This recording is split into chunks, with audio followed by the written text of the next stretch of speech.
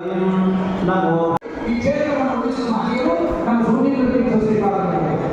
ಅಂತ ಸುಮತೀಂದ್ರ ತೀರ್ಥರ ದರ್ಶನ ಮಾಡಿದರೆ ಅಂತ ವೇದ ತೀರ್ಥರವರಿಗೆ ಸ್ತೋತ್ರ ಮಾಡುತ್ತಾರೆ.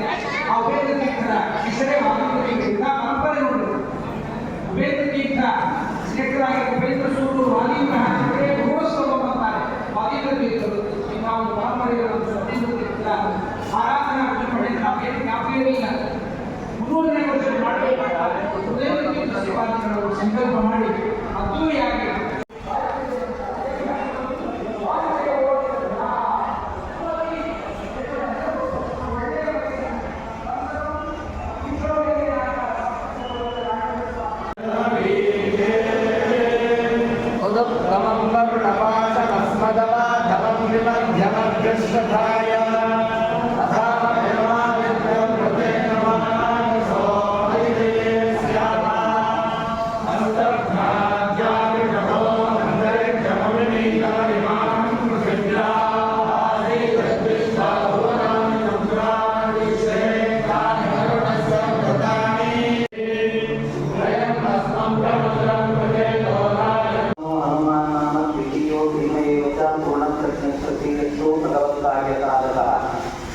ಪೂಜ್ಯ ಸುಮತೀಂದ್ರ ತೀರ್ಥ ಶ್ರೀಪಾದಂಗಳವರು ರುದ್ರಾಕ್ಷ್ಯ ಅಂತ ಮಧ್ವಾಚಾರ್ಯ ಬರೆದಿರುವಂಥ ಭಾಷ್ಯಕ್ಕೆ ಟೀಕೆಯನ್ನು ಟೀಕಾಕೃಪಾದರು ಬರೀತಾರೆ. ಅದರ ಮೇಲೆ ಒಂದು ಟಿಪ್ಪಣಿಯನ್ನು ಬರೆದಿದ್ದಾರೆ. ಅದಕ್ಕೆ ಭಾವರತ್ನಕೋಶ ಅಂತ ಹೆಸರು. ರುದ್ರಾಕ್ಷ್ಯ ಟೀಕಾ ಭಾವರತ್ನಕೋಶ. ಈ ಭಾವರತ್ನಕೋಶ ವ್ಯಾಖ್ಯಾನದಲ್ಲಿ ಅನೇಕ ಸೊಗಸಾದ ವಿಷಯಗಳು. ಅದರಲ್ಲಿ ಒಂದೇ ಒಂದು ವಿಷಯ ಅದು ಅರ್ಥ ಆಗುವುದಿಲ್ಲ. ಆದರೆ ಅವರ ವೃಂದಾವನದ ಸನ್ನಿಧಾನ ಅನ್ನೋ ದೃಷ್ಟಿಯಿಂದ ಅವರಿಗೆ ಒಪ್ಪಿಸ್ತಾ ಇದ್ದೇನೆ ಅನ್ನೋ ದೃಷ್ಟಿಯಿಂದ ಹೇಳ್ತಾ ಇದ್ದೇನೆ. ಅರ್ಥ ಆಗುವುದು ಅರ್ಥ ಮಾಡಿಕೊಳ್ಳಬಹುದು. ಒಂದು ಋಗ್ವೇದದಲ್ಲಿ ಬರುವ ಒಂದು ಮಂತ್ರ ಉಪದ್ವಾಜ್ಞೆ ಒಂದು ರೂಪ. ಸಾಮಾನ್ಯ ವೇದಗಳಲ್ಲಿ ಉಪ ಏಮಸಿ ಅಂತಿರುವಾಗ ಇಲ್ಲಿ ನಿಜವಾಗಲೂ ಏಕೇದತ್ಯೂಡ್ಸು ಅನ್ನೋದ್ರಿಂದ ವೃದ್ಧಿ ಬರಬೇಕು. ಆದರೆ ವೃದ್ಧಿಯ ಬದಲಾಗಿ ಪರರೂಪ ಬರುತ್ತೆ ಅಂತ ಹೇಳ್ತಾರೆ.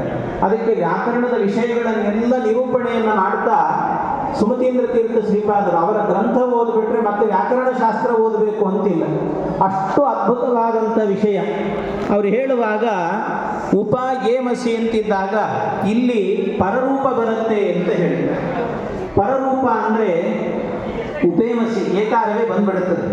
ಅಲ್ಲ, ಯದ್ಯಪಿ ಪರರೂಪ ವಿಧಾಯಕ ಸೂತ್ರ ಏಂಗಿ ಪರರೂಪಂ ಅಂತ ಸೂತ್ರ.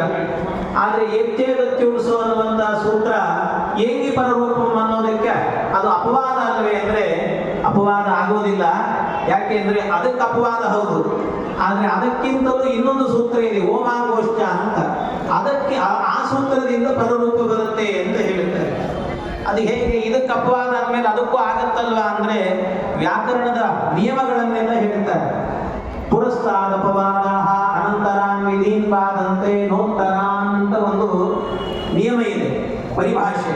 ಆ ಪರಿಭಾಷೆಯನ್ನ ಹೇಳಿ ಅಂದರೆ ಮೊದಲಿರುವ ಸೂತ್ರದ ಒಟ್ಟು ಕ್ರಮ ಹೇಗೆ ಅಂದರೆ ಮೊದಲು ಏಕೇದತ್ಯುಡ್ಸು ಏಂಗಿ ಪರರೂಪಂ ಓಮಾಗೋಷ್ಠ ಓದಬೇಕು ಅಂತ ಇಲ್ಲ.